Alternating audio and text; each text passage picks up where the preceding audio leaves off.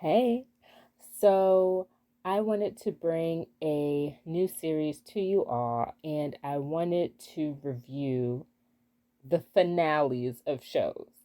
Honestly, I'm a little busy, and sometimes I don't watch as often as I would like to.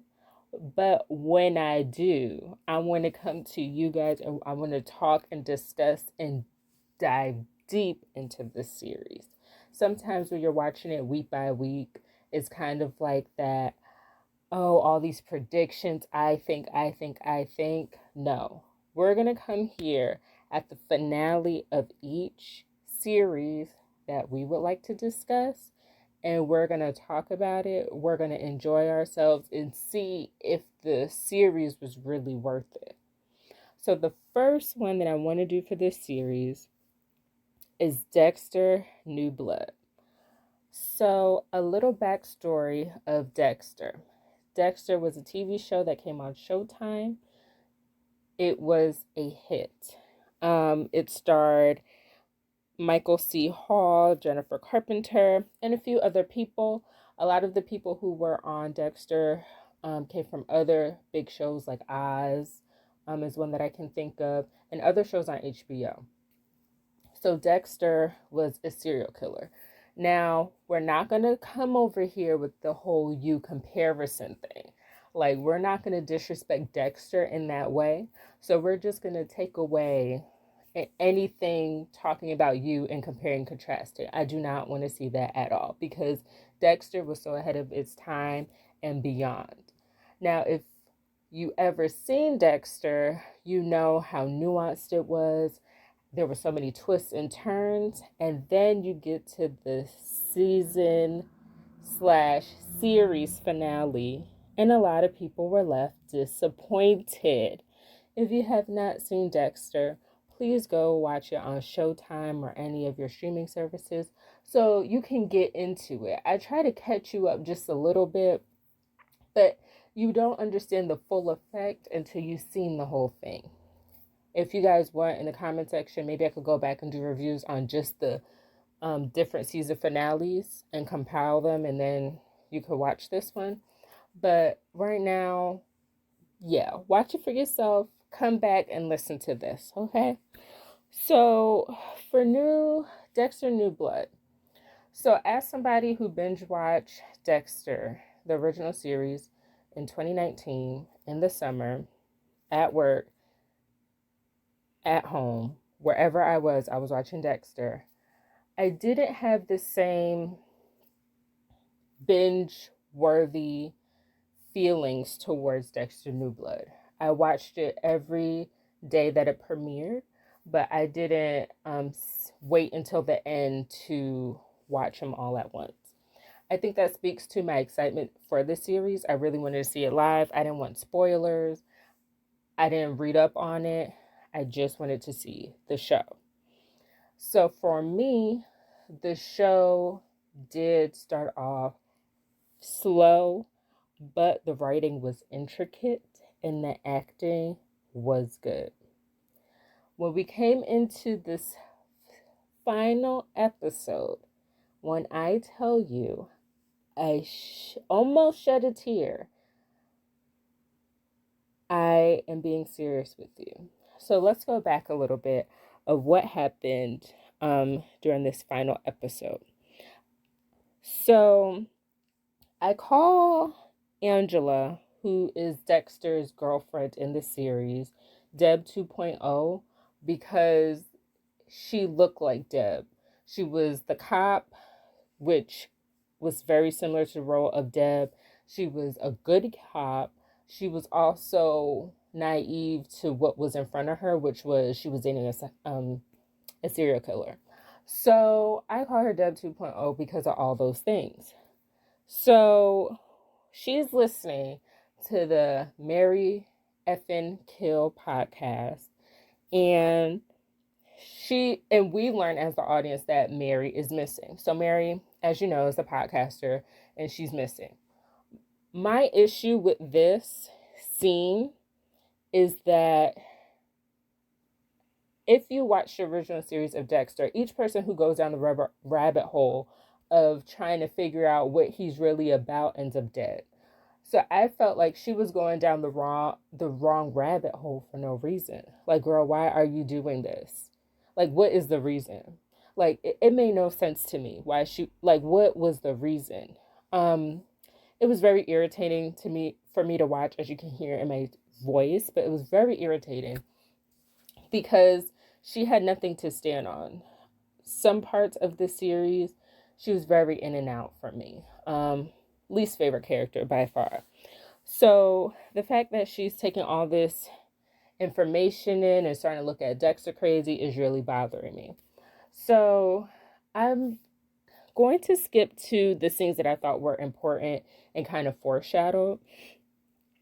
So during this time, she's listening after she's listening to the podcast. She then goes to Dexter and Harrison's house, which is now burned, by Kurt Caldwell, who basically had a vendetta.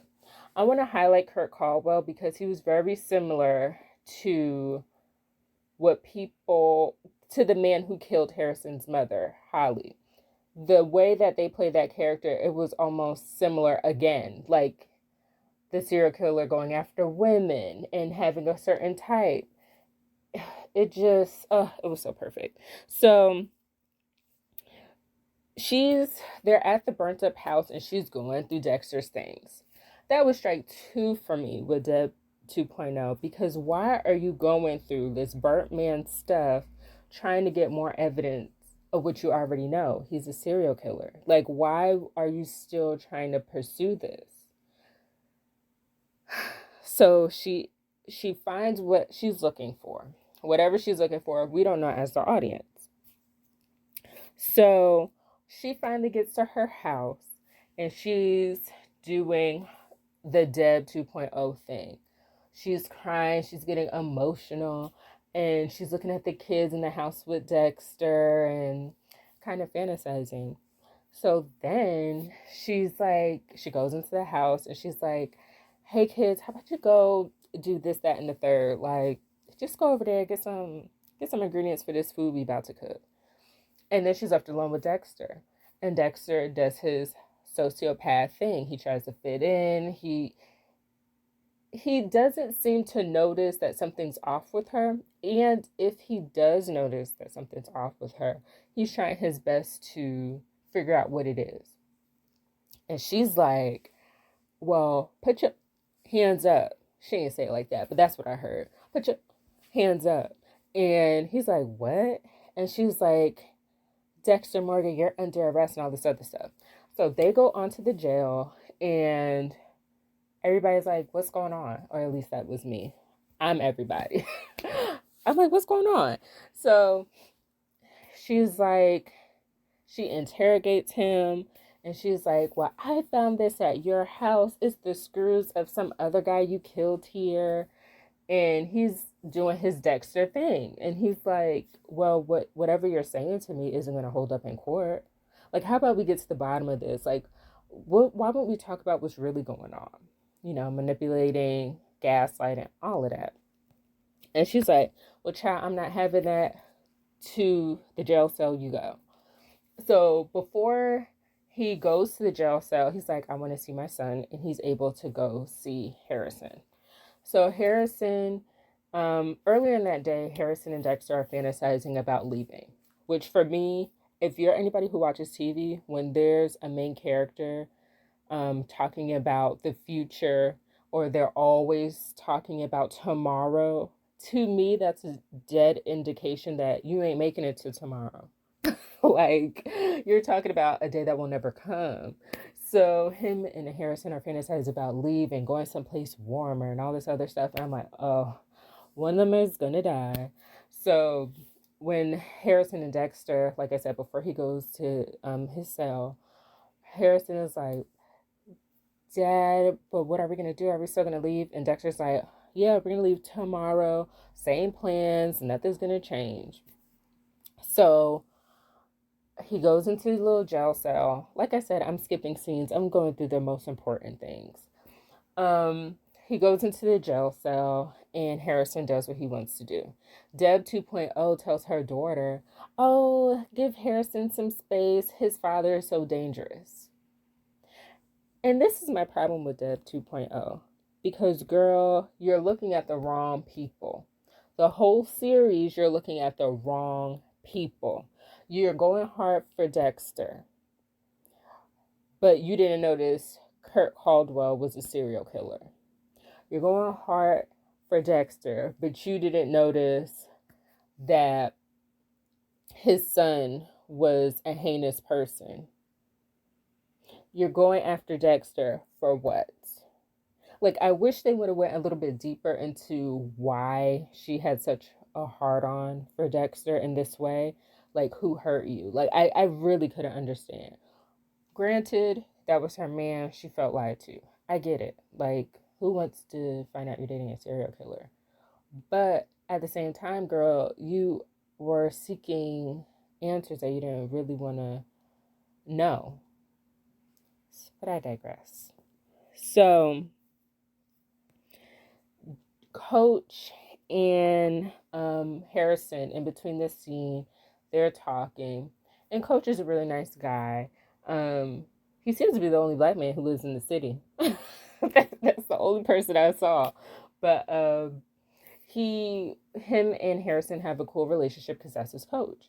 But he's also one of the officers. His name is Logan. So they're sitting down and he's kind of like, well, Harrison, is there any way that you can help your dad? And Harrison is like covering for his dad low key. But him and Logan have a great conversation. And again, Logan is talking about the future. He's like, well, after winter break, we're going to do all this stuff with the wrestling team. And Harrison kind of, gives that kind of cute little smirk because he knows he's not going to be there because him and his dad are going on to warmer and better things.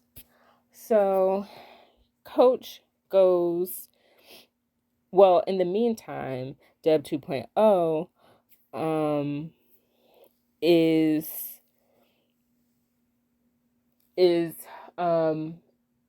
back at the office, and she's like, okay, if I can't get Dexter on this charge for the guys with the screws, because he's right, it's not going to hold up in court. I remember seeing Angel Batista. So let me call Angel Batista. So if you watch Dexter, the original series, Angel Batista was one of Dexter Morgan's friends. Based on what I remember, he was also an alcoholic. He was also with LaGuerta, and he was just real messy. But in a sense, he was really, really naive. So she calls Angel, and they discuss the Bay Harbor Butcher because Deb 2.0 is hellbent on the fact that Dexter Morgan is the Bay Harbor Butcher, which we know he is, but it's just irritating when someone sticks their nose in other people's business. So she tells Angel Batista, oh, go check your email. Because in their conversation, Angel is saying, oh, they thought the Bay Harbor Butcher was Dexter, but he's dead. And then she's like, oh, well, no, go check your email. First off, he's on his phone, so I don't get why he had to get up and go to a physical computer to check his email. Like, I just thought that was a detail that the director put in just to show Angel's age, but that's just a side note. But he checks his email. He's like, that's Dexter. Oh, I'm mad. Let me pull out this file that LaGuerta had giving evidence that it was Dexter Morgan, who's a Bay Harbor Butcher. So he's like, I'll be there tomorrow. Hold him. I'll be there tomorrow. And she's like, great. So she's going to go rub it in Dexter's face. And Dexter, his face drops because he's like, Angel's coming. He got the receipts.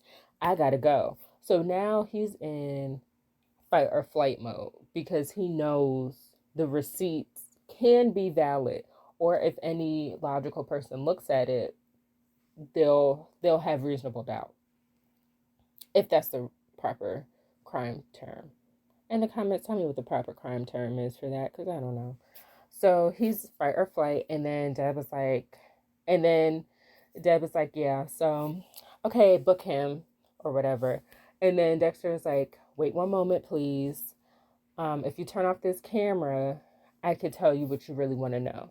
So proceeds to tell her that Kirk Caldwell has a bunch of trigger warning, dead bodies in his bunker. Trigger warning, trigger warning.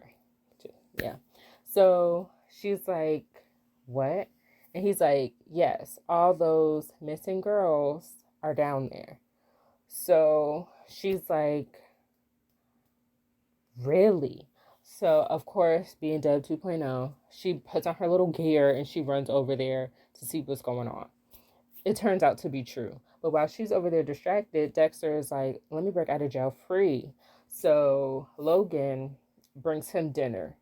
And Dexter, he kind of roughs him up and he's like, yo, just unlock the thing for me so I could go. And Logan is like, I can't do that. So Logan grabs for his gun and then Dexter kills him. So Logan's dead. And then Dexter rushes out. So here's a fine tooth comb moment. A detail that I probably didn't mention already is Harrison and Dexter already had a conversation about the code. They already had a conversation about dark passengers and how you survive being in the darkness like them. So a part of the code is only killing people who deserve it. So remember, a part of the code is only killing people who deserve it. So he bum rushes out. He calls Harrison from Logan's phone, who aka Coach, and he was like, meet me by sunrise, we need to go. And Harrison's like, what? Because he called him from Coach's phone. So he wasn't sure like why it was all this ruckus. So they meet. It's like dusk. And Harrison and Dexter are having a moment. Dexter's like, yo, we gotta go. And Harrison is like, okay, cool. Harrison turns his back and he has a gun, a hunting gun, which Dexter gave him for Christmas. And Harrison is a good shot. So Dexter is like, we gotta go. Get yourself, gotta go. And then Harrison's like, but why did you call me from Coach's phone? And then Dexter was like, well, he had to go. And then Harrison was like, but that's not part of the code. And he snaps. And then Dexter was like, you know what? Just do what you got to do. Just off me. And Harrison thought about it for a second. And he done killed Dexter. And you know, that was so emotional. Because I truly felt like Dexter wanted to be released a long time ago, but he didn't want to go out that way. I'm trying to piece it for YouTube, but I don't think Dexter ever wanted to do harm to himself. But I do think he always felt regret from the things that he's done, especially innocent people who have died because of what he did. So that was so emotional. Harrison's having a moment. But the thing I didn't like is that Deb 2.0 decides to pop her head in and she runs over. She sees that Dexter is now gone. And she's like, oh, Harrison, it's not your fault. Run.